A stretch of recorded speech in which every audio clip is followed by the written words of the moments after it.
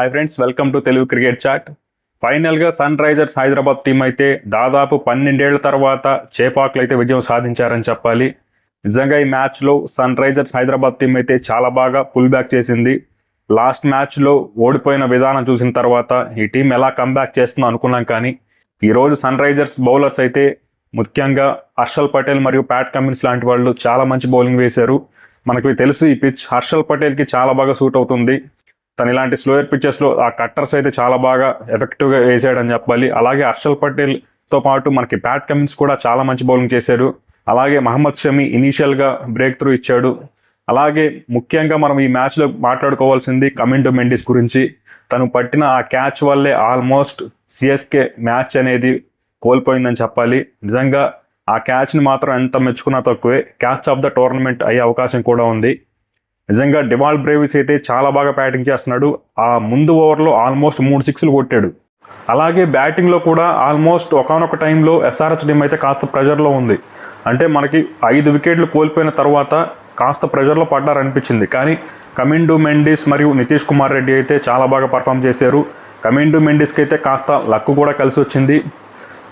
ఇక అసలు ఈరోజు మ్యాచ్లో ఏం జరిగిందో కంప్లీట్గా కనుక చూసుకుంటే, ముందుగా ఎస్ఆర్హెచ్ టీం అయితే టాస్ గెలిచి బౌలింగ్ తీసుకుంది. సరైన నిర్ణయం ఏం చెప్పాలి. ఎందుకంటే మనకి చెన్నై బ్యాటింగ్ చేస్తున్నప్పుడే డ్యూ అయితే కనపడింది గ్రౌండ్లో.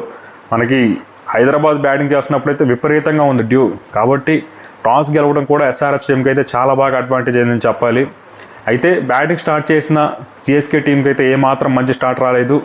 ఫస్ట్ ఓవర్లోనే ఫస్ట్ బాల్కే మహమ్మద్ షమి అయితే షేక్ రషీద్ని అయితే అవుట్ చేశాడు. ఇక ఆ తర్వాత శ్యామ్ కరణ్ మరియు ఆయుష్ మాత్రే మధ్య ఒక మంచి పార్ట్నర్షిప్ వచ్చింది. అయితే శ్యామ్ కరణ్ అయితే తను ఏమాత్రం కూడా ఎఫెక్టివ్గా కనిపించలేదు. తను రన్నే బాల్ లెక్క ఒక 9 రన్స్ చేసి తను కూడా అవుట్ అయ్యాడు.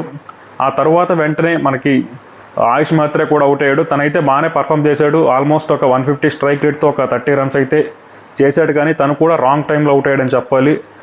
ఎందుకంటే మనకి పవర్ ప్లేలోనే ఆల్మోస్ట్ ఒక 3 వికెట్స్ అయితే కోల్పోయారు సిఎస్కే టీం. దాంతో పవర్ ప్లేలో 50 రన్స్ వచ్చినప్పటికీ 3 వికెట్స్ కోల్పోవడంతో సిఎస్కే టీం అయితే కాస్త ట్రబుల్లో పడింది. ఇక ఆ తర్వాత జడేజా మరియు శివం దూబే మధ్య ఒక చిన్న పార్ట్నర్షిప్ వచ్చినప్పటికీ జడేజాకి అయితే ఒక లక్ కలిసి వచ్చింది. కానీ ఒక క్యాచ్ డ్రాప్ చేసాడు హర్షల్ పటేల్. కానీ అది పెద్ద కాస్ట్లీగా అయితే మారలేదు. ఆ క్యాచ్ తర్వాత ఒక 6 కొట్టాడు అంతే. కాబట్టి జడేజా కూడా ఒక 20 రన్స్ కొట్టి తను కూడా అవుట్ అయ్యాడు. ఇక ఆ తర్వాత డివాల్ బ్రేవిస్ మరియు శివం దూబే మధ్య అయితే చాలా మంచి పార్ట్నర్షిప్ అయితే వచ్చింది. డివాల్ బ్రేవిస్ అయితే అసలు నిజంగా చాలా బాగా ఆడాడని చెప్పాలి. తన ఇన్నింగ్స్లో మొత్తం 4 సిక్స్లు అయితే కొట్టాడు. ఆల్మోస్ట్ ఒక 44 రన్స్ ఏమో స్కోర్ చేసినట్టున్నాడు. ఆల్మోస్ట్ 160 స్ట్రైక్ రేట్తో. ఏంటంటే తను అవుట్ అయిన టైంలో మాత్రం నిజంగా చాలా రాంగ్ టైంలో అవుట్ అయ్యాడని చెప్పాలి. ఎందుకంటే అప్పుడే మంచి టచ్లోకి వచ్చాడు, 3 సిక్స్లు కొట్టాడు. ఆ తర్వాత ఇంకా అటాక్ చేస్తున్నాడు అనే సందర్భంలో అయితే హర్షల్ పటేల్ బౌలింగ్లో కమిండో మెండిస్కి లాంగ్ ఆఫ్లో క్యాచ్ ఇచ్చి అయితే అవుట్ అయ్యాడు. ఖచ్చితంగా ఆ వికెట్ తర్వాత బ్రేకులు పడ్డాయి. ఆ వెంటనే మనకి శివం దూబే అవుట్ అవ్వడం, దాంతో ఇంకా సిఎస్కే బ్యాటింగ్లో అయితే ఇంకా ఆల్మోస్ట్ స్లో అయిపోయిందని చెప్పాలి. అంతేకాకుండా ధోని కూడా రాంగ్ టైంలో అయితే అవుట్ అయ్యాడు. మరొకసారి హర్షల్ పటేల్ అయితే ఒక సింపుల్ బాల్కి మనకు పాయింట్ వైపుగా ఆడదాం అనుకున్నాడు. కానీ అది బ్యాక్వర్డ్ పాయింట్లో నేరుగా అభిషేక్ శర్మకి అయితే క్యాచ్ ఇచ్చి ధోని కూడా 6 రన్స్ చేసి అవుట్ అయ్యాడు. దాంతో ఇంకా మనకి సిఎస్కే టీం అయితే చాలా ట్రబుల్లో పడిపోయిందని చెప్పాలి. ఇక ఆ తర్వాత దీపక్ కూడా బౌలర్స్తో కలిసి కాస్త ఇన్నింగ్స్ని మెల్లగా తీసుకెళ్ళాడు.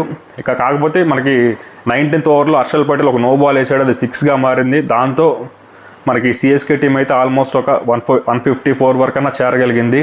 ఇక ఆ తర్వాత బ్యాటింగ్ స్టార్ట్ చేసిన ఎస్ఆర్హెచ్ టీం కూడా మంచి స్టార్ట్ రాలేదు. అభిషేక్ శర్మ అయితే ఈ మ్యాచ్లో 0కు అయితే అవుట్ అయ్యాడు. ఆ తర్వాత ఇషాన్ కిషన్ మరియు ట్రావిస్ హెడ్ మధ్య ఒక మంచి పార్ట్నర్షిప్ వచ్చినప్పటికీ ట్రావిస్ హెడ్ అయితే ఈ మ్యాచ్లో స్ట్రగుల్ అయ్యాడని చెప్పాలి. తను ఏంటో రీసెంట్గా అయితే స్ట్రగుల్ అవుతున్నాడు. లాస్ట్ 2-3 మ్యాచెస్లో తను రన్నే బాల్ లెక్కనే స్కోర్ చేశాడు, ఒక 19 or 20. కాబట్టి ట్రావిస్ హెడ్ అయితే ఎందుకో ఇలా ఈ పిచ్ల మీద తను ఓవర్ అగ్రెసివ్గా ఆడబోయి తన వికెట్ అయితే మరొకసారి పారేసుకున్నాడని చెప్పాలి. ఆ తర్వాత మనకి నెంబర్ 4లో క్లాసెన్ వచ్చాడు. క్లాసెన్ కూడా ఎక్కువసేపు నిలవలేదు. తను కూడా ఒక 7 రన్స్ మాత్రమే చేసి అవుట్ అయ్యాడు. కానీ ఇషాన్ కిషన్ మాత్రం ఒక ఎండ్లో కాసేపు నిలబడ్డాడు, చాలా సాలిడ్గా మంచి షాట్స్ కొట్టాడు. కాకపోతే ఇషాన్ కిషన్ రాంగ్ టైంలో అవుట్ అయ్యాడని చెప్పాలి.